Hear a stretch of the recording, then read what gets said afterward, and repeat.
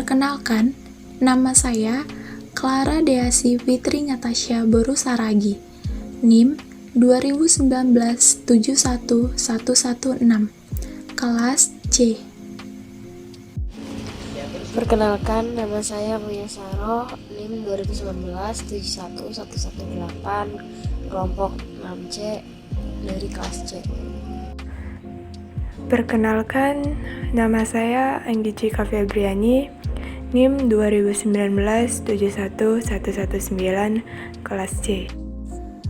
Nama saya Novriando Gancira, NIM 2019-71120. Perkenalkan, nama saya Sierafina Happy Reskiani Betai, NIM 2019-71171, kelas C.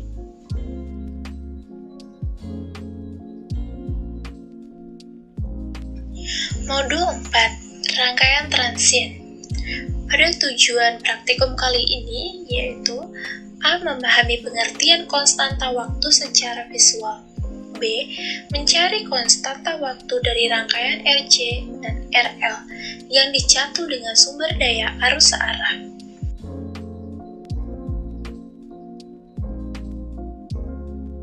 Yang pertama, rangkaian RC. Rangkaian transien yaitu kondisi peralihan pada suatu sistem dari kondisi mantap ke kondisi mantap lainnya.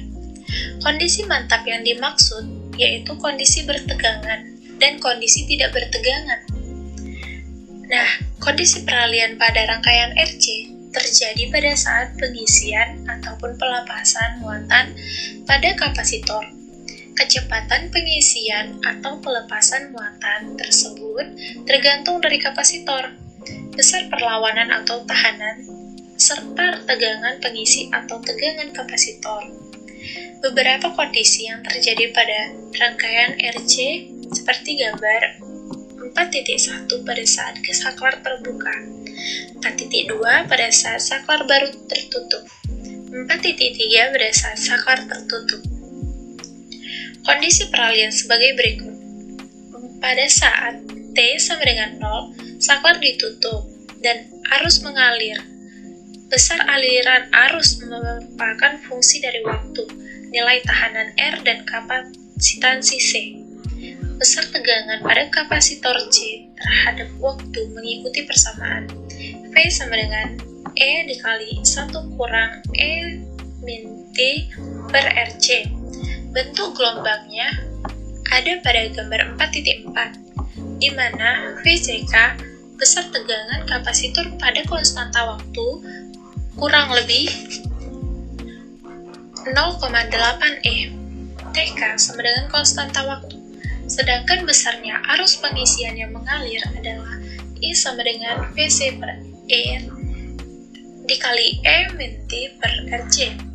Bila besar E diketahui, konstanta waktu yang diperlukan dapat dihitung, dan nilai RC dapat ditentukan. Ada kalanya kondisi suatu rangkaian RC adalah sebagai berikut. Gambar 4.5, 4.6, 4.7 menjelaskan kondisi peralihan yang terjadi sesaat setelah saklar dipindahkan dari posisi 1 ke posisi 2, terjadi aliran arus atau pelepasan muatan kapasitor melalui rangkaian tertutup dengan melewati perlawanan atau tahanan R.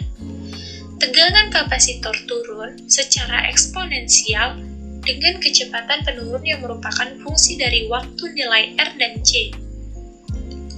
Besar tegangan kapasitor mengikuti persamaan VC sama dengan VC0 dikali E min T per RC. Sedangkan arus pelepasan muatan kapasitor kurang lebih sama dengan arus pengisiannya. Bentuk gelombang tegangan kapasitor sesuai persamaan I sama dengan VC kali 0 per R dikali E min T per RC. Dan bentuk gelombangnya ada pada gambar 4.8. Pada percobaan 1, yaitu rangkaian kapasitor, di sini kita akan mengukur pengisian dan pelepasan dari kapasitor itu sendiri. Dan rangkaiannya itu ada satu sumber DC power,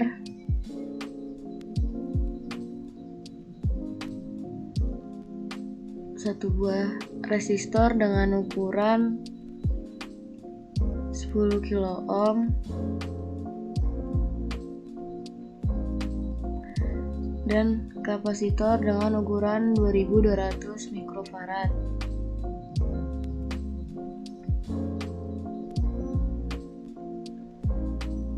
Selanjutnya kita hubungkan antar komponen.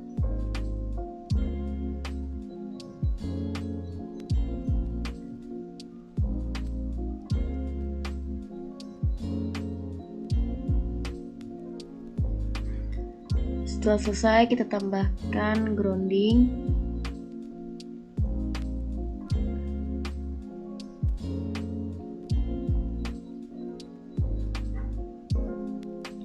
Dan kita beri kabel penghubung antara resistor dan kapasitor dengan label C. Kita checklist subnet name.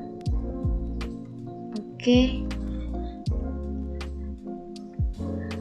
Setelah rangkaian selesai, selanjutnya kita akan mengukur pengisian dari kapasitor dengan mengeklik simulate di sini.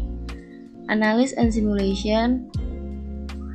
Initial condition kita set to 0, start time-nya 0, dan end time itu 270. Lalu kita ke output. Di sini sudah yaitu tegangan pada kapasitor. Kita save. Selanjutnya kita running. Di sini keluar grafik perbandingan antara waktu dan tegangan. Kita ubah ke dalam Excel. Oke.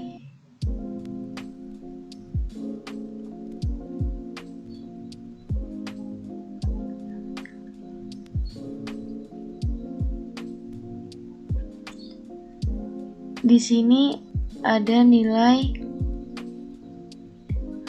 perbandingan yang dimana X itu artinya sebagai waktu dan Y itu sebagai tegangan. Di saat waktu baru mulai, tegangan juga masih dalam kondisi 0. Selanjutnya, setelah berjalan, tegangan naik dengan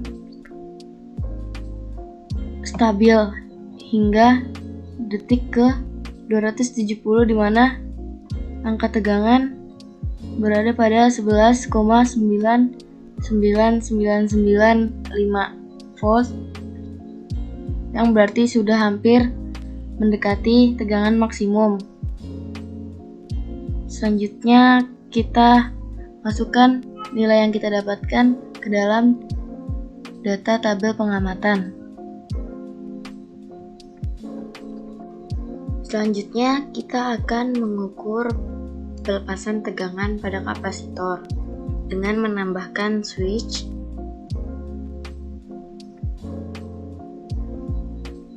di sebelah kiri resistor. Lalu kita tambahkan junction.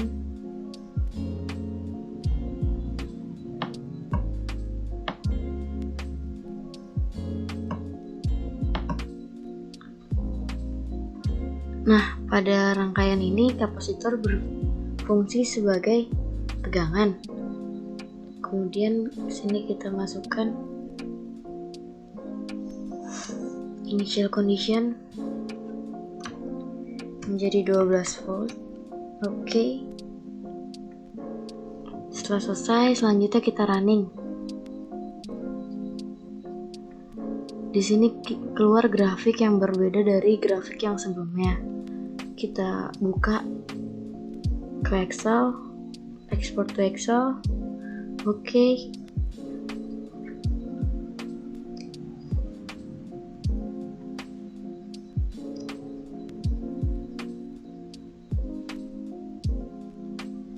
Di sini keluar hasil perhitungan dari rangkaian yang sudah kita ubah tadi dengan X.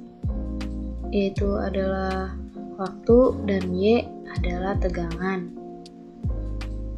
Dimana di saat kondisi awal waktu, tegangan masih 0, dan seiring berjalannya waktu dari awal hingga akhir, tegangan bergerak turun, dimana pada detik ke 270 tegangan berada di 5,-28 pangkat -5. Selanjutnya kita masukkan hasil yang kita dapatkan pada perhitungan ke dalam tabel pengamatan.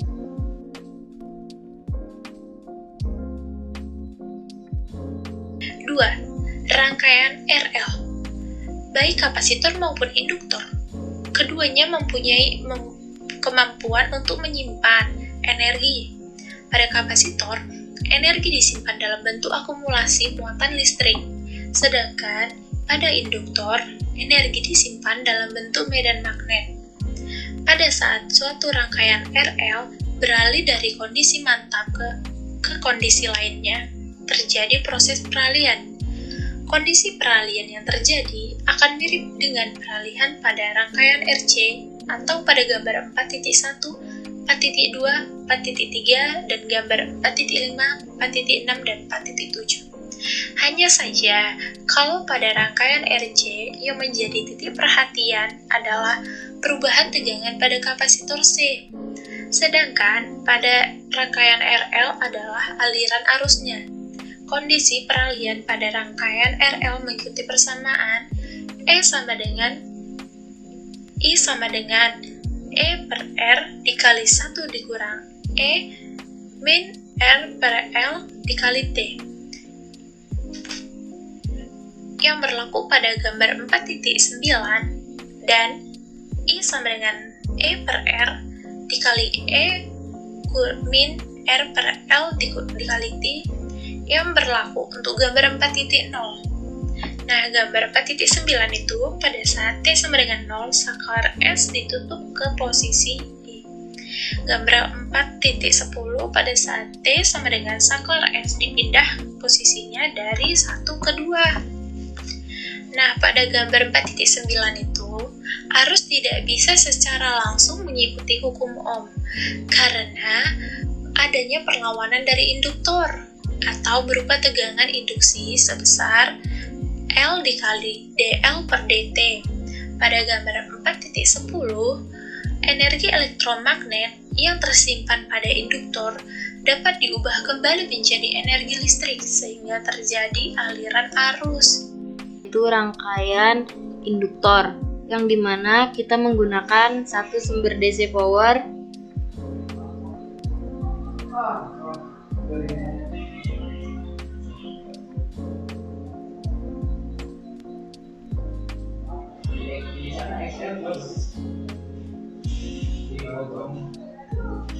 dengan tegangan 6 volt,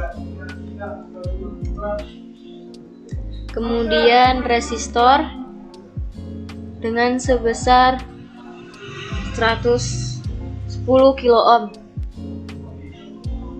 kemudian induktor sebesar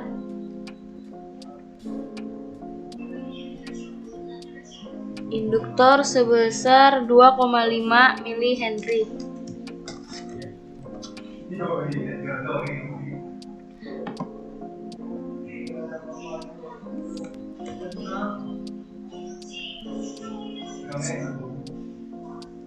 Setelah semua rangkaian terpasang, selanjutnya kita menghubungkan antar komponen.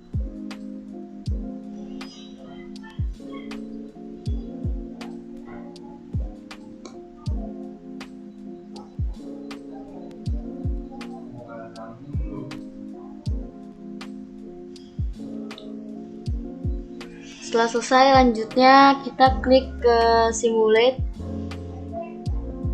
analysis and simulation, transient, initial condition kita ubah menjadi set to 0, dengan start time 0, end time-nya itu 0,001, dengan maksimum time step-nya kita checklist, dan initial time step kita checklist juga. Lalu kita ke output R1, add, kemudian save. Selanjutnya kita running. Di sini ada tampilan dari grafik. Untuk mengetahuinya, kita perluas dengan menarik grafik dan mengezoom. Di sini terjadi peningkatan untuk mengetahui angka atau data yang ada pada grafik ini. Kita dapat melakukan export to Excel untuk mengetahui lebih rinci pengukurannya.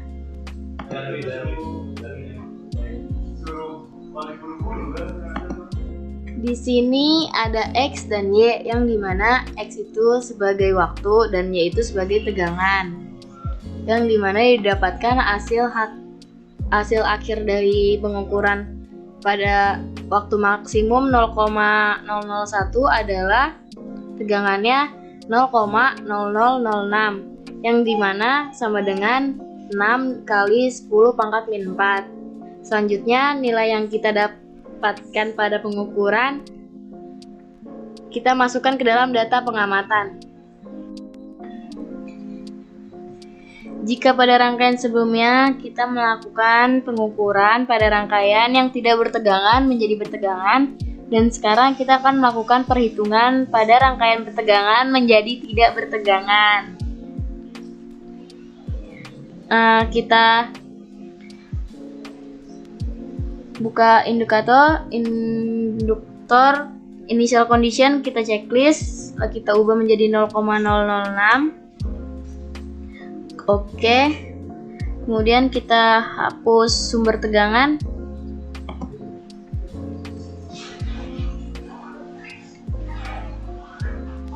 Lalu kita hubungkan lagi semua komponen.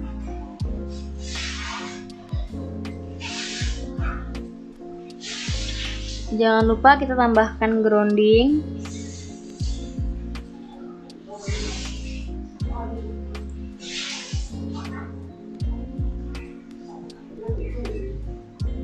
Lalu ke simulate,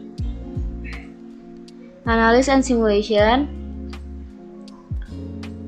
10, start time 0 dan end time-nya 0,001. Lalu kita ke output. Pengukuran itu yang akan kita lakukan adalah arus pada R1. Sudah, kita save. Selanjutnya kita running.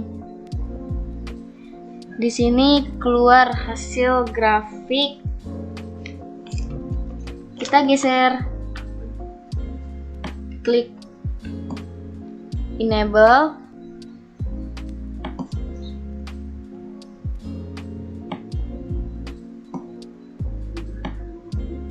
Kemudian kita zoom untuk mengetahui datanya. Export to Excel untuk mengetahui data yang lebih jelas.